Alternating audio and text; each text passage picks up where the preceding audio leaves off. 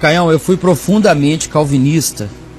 E foi com muito custo que eu abandonei o calvinismo e me adentrei ao arminianismo. Vixe, ele saiu de um polo, foi para o outro. Em parênteses ele coloca simples evangelho da liberdade. Mas ainda no fundo do meu coração eu carrego uma culpa de ter calvinizado muitas pessoas, de pregar um Deus zombador, que é só poder para alguns inocentezinhos. Eu matei a fé de muitos, Caio. A culpa de um dia ter sido calvinista me corrói. Me ajude, Caio. Aí ele pegou, para ficar livre dessa culpa, e foi virar arminiano. É o outro polo. E o calvinismo pode fazer esse tipo de coisa, embora Calvino não tenha nada a ver com isso, né? O problema são dos sistematizadores de Calvino, é que criam os calvinismos tão fatalistas e se comportam muitas vezes de acordo com esse eleicionismo que dá a eles uma nojenta presunção de superioridade pela escolha, pela eleição de Deus a eles. E de um outro lado, todos os que não foram eleitos estão fatalizados para o inferno, que quando isso entra num coração de uma pessoa, em geral provoca um espírito ariano, um espírito espiritualmente nazista, feio, esquisito mesmo. Mas isso não é culpa de Calvino, é dos calvinistas. Calvino não tinha essa... Não necessariamente. Não há esses registros sobre esse tipo de separação dele, até porque ele não era bobo de querer fazer separação de joio do trigo usando doutrina de eleição. Mas o outro polo para o qual essa pessoinha foi o do arminianismo.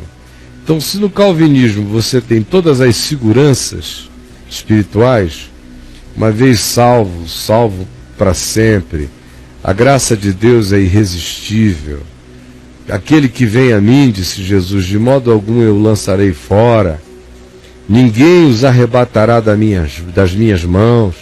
Todas são as seguranças que supostamente viriam do calvinismo, e de fato não vêm do evangelho.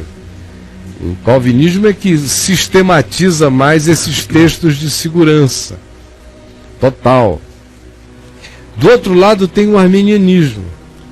O arminianismo pega e faz a sistematização do oposto, da insegurança. A porta é estreita, o caminho é largo, veja o que você está escolhendo. O arminianismo vem e diz, olha, decida hoje a quem você vai servir. A decisão é sua. O arminianismo vem e diz, você pode tomar posse da salvação e perdê-la. Aí cita Hebreus capítulo 6, por exemplo, dizendo, é impossível renovar para arrependimento aqueles que um dia foram iluminados e provaram a boa palavra de Deus e os poderes do mundo vindouro e os dons celestiais e voltaram atrás, é impossível renová-los para arrependimento. Aí o arminianismo adora esse texto, diz, olha aqui, se você vacilar, rodou, dançou e não dá para recuperar você depois. Então tudo fica debaixo do poder humano, da decisão humana, das escolhas humanas, e gera também uma outra presunção, uma outra forma de presunção, que é a presunção de que eu me santifico, a presunção praticamente de que eu vou me salvando mesmo pelas minhas decisões completamente baseadas nas quais a graça de Deus age. Ou seja, Deus está sempre agindo depois da ação humana. Nunca a graça de Deus age antes da ação humana. A graça já é uma resposta a posteriori, já é uma reação divina a uma ação humana. Então já vai para o outro lado. Quando na realidade o nosso chamado não é nem para sermos calvinistas nem arminianos. Esses caras são invenções recentes na história da igreja. Calvino surgiu há 500 anos atrás, Armínio depois dele. E tem pouco tempo. Muito pouco tempo. A história da fé não lidou com essas angústias desse modo. E Jesus, que é a quem nós somos chamados a seguir, diz ambas as coisas. Porque eu preciso de ambas as coisas. Primeiro porque na minha mente essa coisa de que Deus é totalmente livre e me dá liberdade para eu ser completamente livre nos limites da minha relatividade de consciência de ser livre. Eu tenho liberdade para exercer o que eu consiga chamar e entender como liberdade.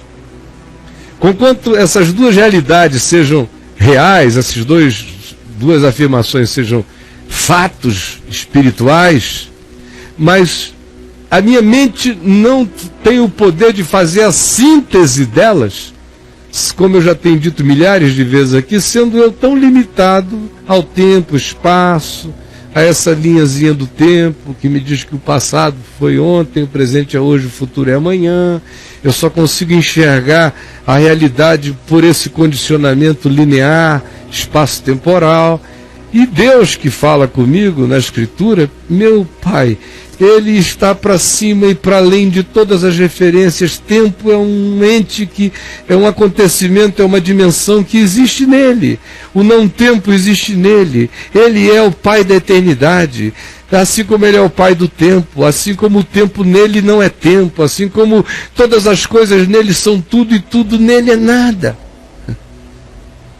E eu não posso entender isso. No entanto, Ele fala essas duas dimensões para mim, para que eu saiba de um lado quem Ele é e como nele eu tenho segurança, e de outro lado, para que eu seja responsável com as minhas escolhas no dia a dia. Então, de um lado é aquele que vem a mim, ninguém o arrebatará das minhas mãos. Isso me dá uma segurança total. Mas de um outro lado, Jesus também pergunta: quereis vós retirar-vos? Que é para o homem firmar sua convicção e dizer: para quem iremos nós, Senhor? Só tu tens as palavras da vida eterna. Então, primeiro eu lamento que ele tenha feito uma viagem do calvinismo para o arminianismo. Eu o convido a vir para o Evangelho. E a parar com calvinismos e com arminianismos, e com cristianismos e com ismos, e ficar apenas na qualidade de ser, crescendo no entendimento do Evangelho, aonde eu tenho toda a segurança em Cristo.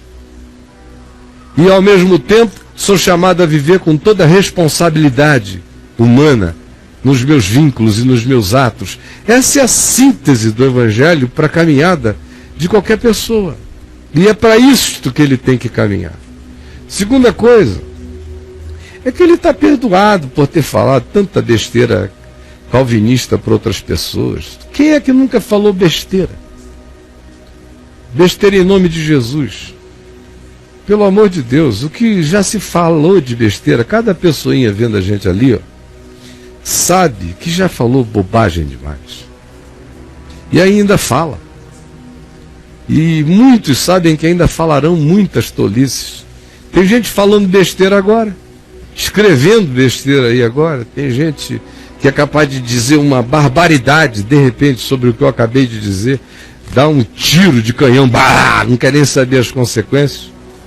Porque não tem entendimento, não tem maturidade, não tem sobriedade, não tem serenidade, não tem sensatez, não tem calma interior, não tem nada disso. São entes apenas de pulsões, de impulsos.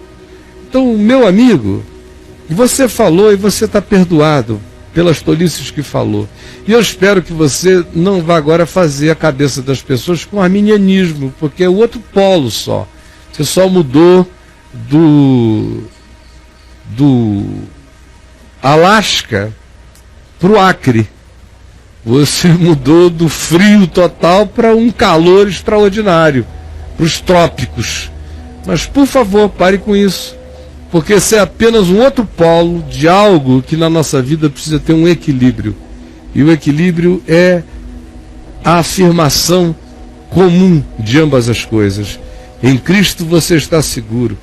Essa segurança em Cristo me gera consciência. Essa consciência me manda andar responsavelmente, de acordo com aquilo que pela graça de Deus me alcançou. Quem faz essa síntese simples no coração, sem querer sistematizá-la para os dois lados, mas sintetizá-la em si, esse anda seguro, esse anda equilibrado, esse não se jacta, porque é inarrebatável da mão de Jesus, nem se jacta de achar que ele próprio é que desenvolve todas as coisas. No mesmo texto em que Paulo nos diz: desenvolvei a vossa salvação com temor e tremor, ele diz: porque Deus é quem efetua em vós tanto querer quanto realizar. Então, de um lado, veja só como no mesmo lugarzinho se diz: desenvolva, chamando a ação do homem, ao mesmo tempo diz: faça isso sem jactância, porque Deus é quem realiza em nós tanto querer quanto realizar segundo a sua boa vontade. Então, essas coisas não são para serem sistematizadas, são para serem sintetizadas. Quando a gente faz a síntese, o coração se pacifica. Eu estou completamente seguro, e a minha segurança não me irresponsabiliza. Se eu estou seguro, eu ando seguro. Se eu estou firme, eu assim ando. Se eu tenho essa convicção, por ela eu me oriento, eu não a uso contra mim nem contra a vida. É o que o Evangelho me ensina, a mim e a você, a fazermos e a vivermos. Mas fique em paz, meu amigo. Fique salvo desse arminianismo que você adotou como resposta psicológica para fazer sacrifício de bodes e de touros, remissão de pecados por troca doutrinária polarizada. Esse é o fenômeno psicológico que se instalou em você, que é compensar os exageros calvinistas com o arminianismo. Venha para Jesus. Esses dois polos não contêm o todo da verdade, são apenas minimalizações de algo muito maior que precisa encontrar a sua síntese dentro de você. E aí, Braulinho? Comentário do cara, Caio. Caio, como evangélico eu te odeio. Como mudando eu te amo. Então, eu espero que ele chegue ao ponto de não ter mais essa esquizofrenia na mente dele, né? De dizer agora, com o botão evangélico, esse cara desconstrói todas as minhas certezas.